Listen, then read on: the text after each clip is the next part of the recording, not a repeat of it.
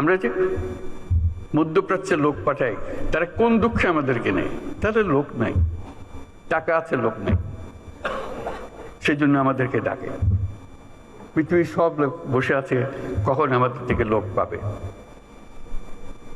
আমি প্রায় বলেছি, চীন যেভাবে অগ্রসর হচ্ছে, চীন হলো সবচেয়ে বেশি সর্বোচ্চ সংখ্যক জনসংখ্যার দেশ। আমি যে যেভাবে অগ্রসর হচ্ছে, কিছুদিন পরে বোধহয় আমাদের কাছ থেকে লোক চাইবে, তার এত টান করবে তখন। এই হলো আমাদের সুযোগ। আমাদের সুযোগ শুধু সংখ্যায় না, আমি সংখ্যার উপরে বেশি গুরুত্ব দিচ্ছি না, সংখ্যা গুরুত্বপূর্ণ, কিন্তু প্রতিটি তরুণ বাংলাদেশের মহাশক্তি, মহাপ্রচণ্ড শক্তি। সেই তারুণ্য বিশ্ব জয় করতে পারে। সেই তারুণ্য আমাদের যত রকমের অভাব আছে, যত রকমের ঘাটতি আছে, তার চাইতে অনেক বেশি সে নিয়ে আসতে পারে। সে সম্পূর্ণ ভিন্ন এক প্রজন্ম। সেই প্রজন্মের জন্য দরজা খুলে দিতে হবে।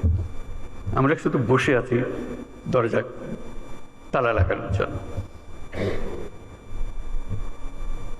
এটা বলতে পারি, এটা অনাবশ্যক, সবাই অনুভব করি। আমাদের তারুণ্য জুলাই মাসে যা দেখিয়েছে, আগস্ট মাসে যা দেখিয়েছে, সেটা তো পৃথিবীর একটা অনন্য দৃষ্টান্ত। এটা সাধারণ একটা ঘটনা না, যেরকম করে অন্য দেশে বিপ্লব হয়, এই হয়। এই বিপ্লব কোথাও হয় নাই। তার প্রতিটি জিনিস যদি আপনারা বিচারে বসেন, দেখবেন যে এটা প্রতিটি দিক থেকে অনন্য।